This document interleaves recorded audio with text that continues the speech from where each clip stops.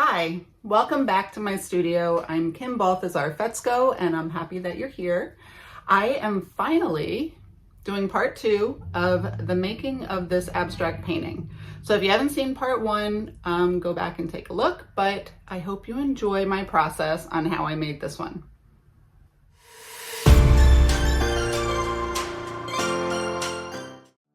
Okay, here we go. I'm just taping up my backing board. No, actually not my backing board. This is my palette board I am taping up. So what that is, if you don't know, it's what I use to put my paint on. It's just a piece of freezer paper taped to a recycled piece of cardboard. All right, so it looks like our colors are titanium white, warm white. We have I want to say it's cadmium green, a deep pink, by Winsor & Newton, and then that pink is quinacridone pink, and the blue is a sky blue, or blue gray rather, from Holbein. And this is the cold wax. You mix 50% cold wax. You just match it up. However much oil paint you have down on your paper is how much cold wax you want to mix into it.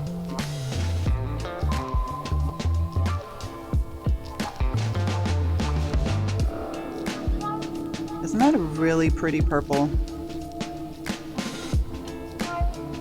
So this is a nice bluish green. Most of my colors I mix them mostly when I'm putting them down because they're squeegeed together and blended that way, but I do occasionally like to mix some colors to add in. It adds a little bit more uniformity to your painting when you mix the colors that you have on your palette. Now I'm doing a little bit of mark making. This is with oil pastels. It looks like that one was a Caran d'Ache. I also have a Sennelier. I tend to like the Sennelier oil pastels a little bit better, just because I like the pointed tip that they have.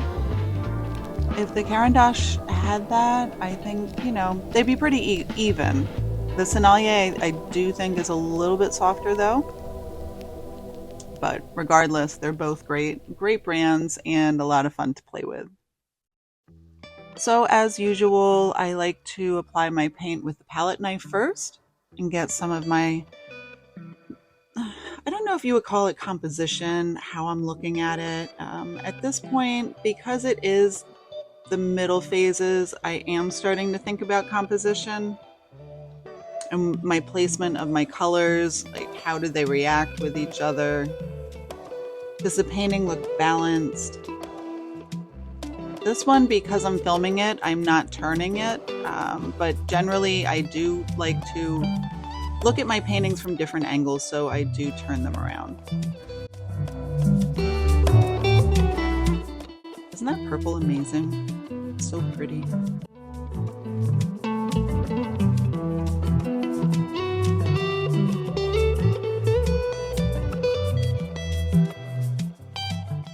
And this is a silicone brush. The brand that I like to use is Spatcher, S-P-A-T-C-H-E-R. I get these from Jerry's Artorama. Blick doesn't seem to carry them. I do believe they have their own brand of silicone brushes that they do carry though. So if you are shopping on Blick and are looking for them there, I'm sure you will find them.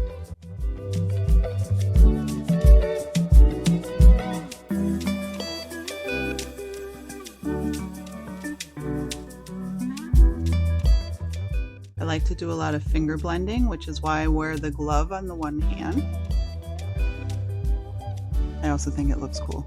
No, I'm just kidding. I don't know. Maybe it does.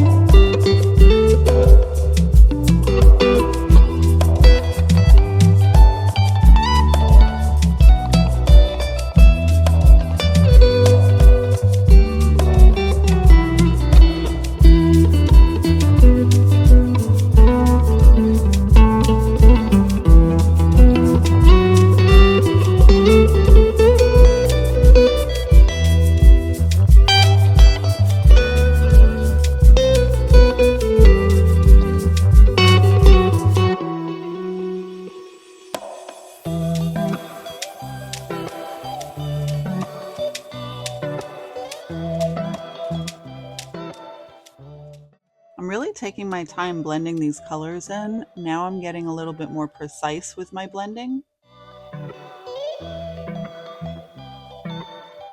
If you blend with your finger, you tend to have a softer blend.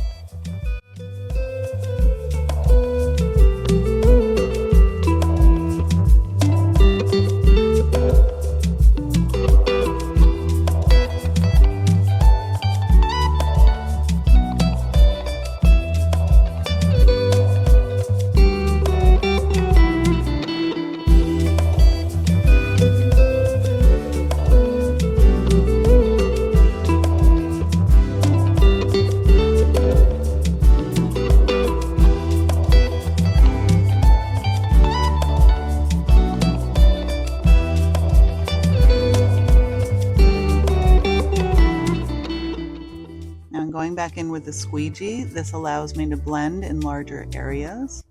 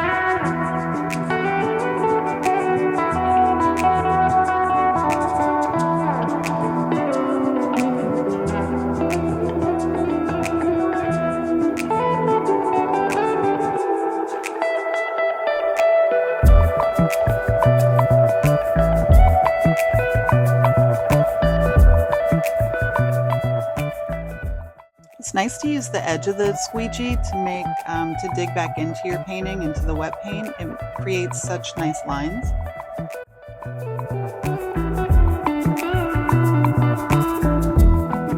I should say it creates very sharp lines.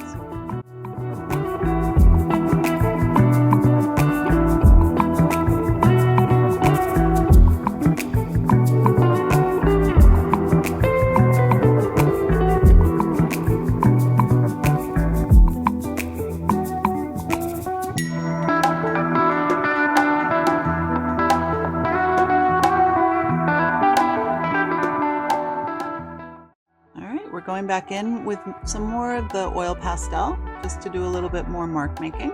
Have points of interest throughout the painting.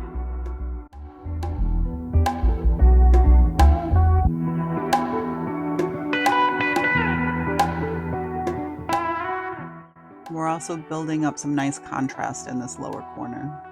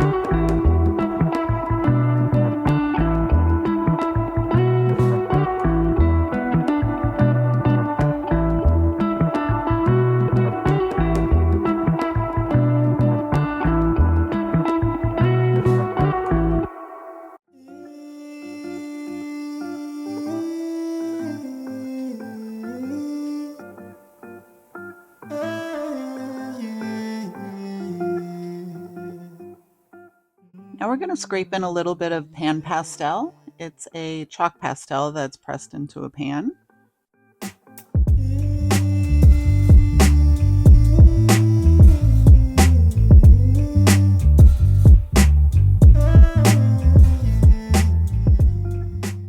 And then I use a piece of wax paper to press that pigment into the wet paint.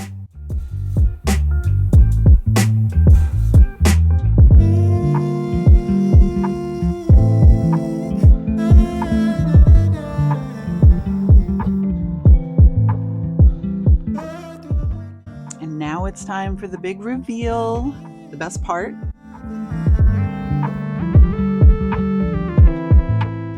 It's always amazing to see how much a painting is transformed as soon as you take that tape off.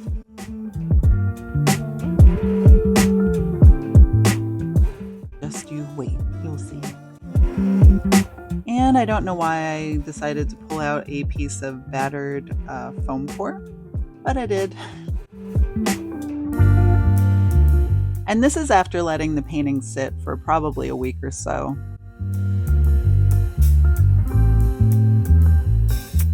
So I always like to pull the paint or the tape off the back of the painting first.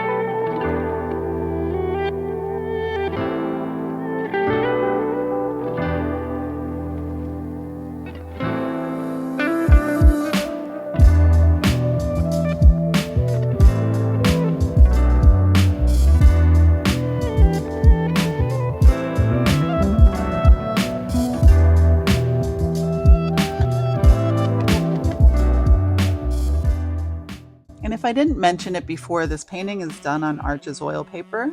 It is specially formulated to work with oil paint. You don't need to gesso it, you don't need to treat it whatsoever. It is ready to go. And this is in the 9x12 pack. I think it comes with 12 sheets. And look at that. What a difference. All right, and here we go. We're gonna sign this one. I always like to sign my name in the lower right corner and the title of the painting in the lower left. That's just my preference. You do you.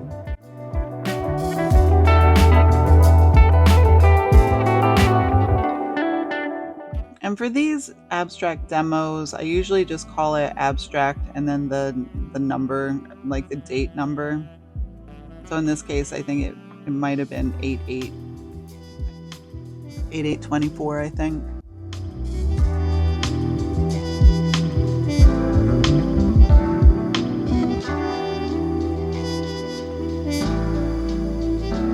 What do you think?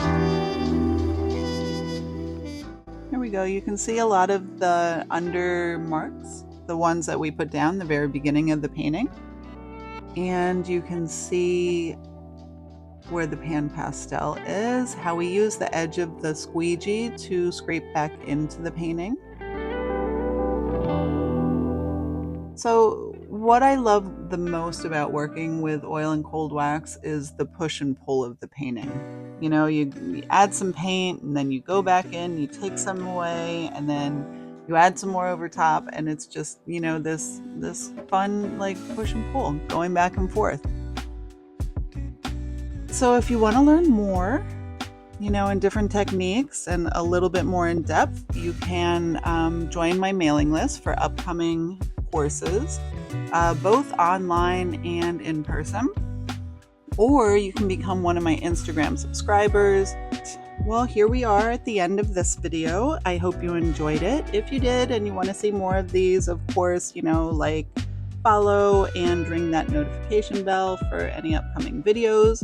I swear I'm trying to get a little bit more regular. We will get there. But in the meantime, thanks for watching, and I will see you guys in the next one.